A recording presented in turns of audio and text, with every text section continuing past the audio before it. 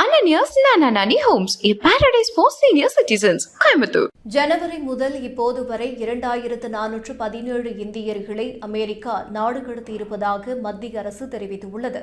டில்லியில் வெளியுறவு அமைச்சகத்தின் வாராந்திர செய்தியாளர் சந்திப்பு நடந்தது. அதில் அமெரிக்காவில் நாடு கடத்தப்பட்ட இந்தியர்கள் குறித்து கேள்வி கேட்கப்பட்டது. இதுகுறித்து வெளியுறவுத்துறை செய்தி தொடர்பாளர் ரந்தீப் ஜெய்ஸ்வால் கூறுகையில், ஜனவரி முதல் இப்போது வரை 2417 இந்தியர்களை அமெரிக்கா நாடு கடத்தியிருக்கிறது. இந்தியர்கள் சட்டவிரோதமாக வெளிநாடுகளுக்கு செல்வதை ஒருபோதும் ஏற்றுக்கொள்ள முடியாது.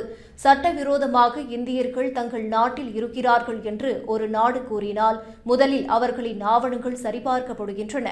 சட்டத்திற்கு புறம்பாக தங்கியிருந்தால் அவர்கள் இந்தியாவுக்கு திரும்ப அழைத்து வரப்படுகிறார்கள் என்று ரந்தீப் ஜெய்ஸ்வால் கூறினார்.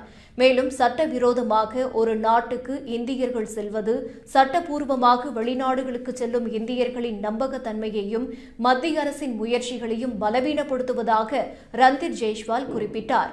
சட்டத்திற்கு புறம்பாக அமெரிக்காவில் குடியிருக்கும் இந்தியர்கள் விவகாரத்தில் அந்நாட்டு அரசுடன் இணைந்து செயலாற்றி வருவதாக கூறிய அவர், சட்டவிரோதமாக அங்கு குடியேறிய 62% இந்தியர்கள் வர்த்தக விமானங்களில் அழைத்து வரப்பட்டதாக தெரிவித்தார்.